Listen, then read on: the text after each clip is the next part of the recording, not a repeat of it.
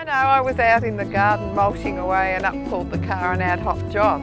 And Gary Walsh, who's the president of the footy club, and introduced him as a movie maker, and I'm thinking, oh, what's this got to do with me? I recently got a phone call from you saying if I can supply you with strawberries and that.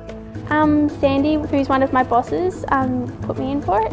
Found out through a friend and then they said that I could be in it, so it was really good. Well, it was advertised in for extras in our local paper. It was in our local paper back in Rocky. School. Paper. Same, I read in the paper and yeah. Yeah, they were just doing call out for extras. We sent our details and we're lucky enough to get an email back. So. Yeah. They took our photo and our contact details, so I guess it was just purely on looks. No, apparently it was Shane. I look like one of his aunties, so I don't know. A carpet cleaner come and told my stepdad that he had to clean the carpets for the Caltex because Shane and Paul Hogan were coming. Got home at afternoon tea time and Jan's got this big grin on the face. She said, oh, Paul Hogan's making a movie at that place.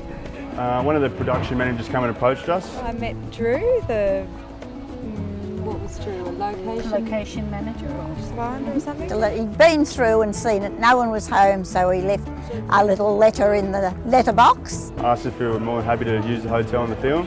To see if we'd be interested in using the cafe for a location. Some of the location at the Big Golden Guitar. And we obliged. We've got a lot more plans for it, so... You guys haven't seen a big koala around here, have you? No, haven't seen one. Yeah. My wife mentioned McClugginches at Elmsford would have the ideal farm for this film. It was one of those things that we just said, oh yeah, right. They're not going to really come to our house. Next thing we were contacted by James Legg, whether we would be interested in having our truck stop used as in part of the film. And we thought he was pulling our leg.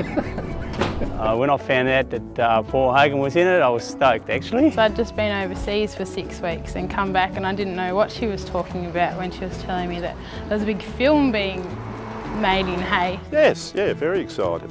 To meet the stars, it's quite a privilege actually. We were pretty surprised when they chose our place and decided to come here. When I came home, she said to me, Mum, what do you think? I said, go for it. It's just something for the town.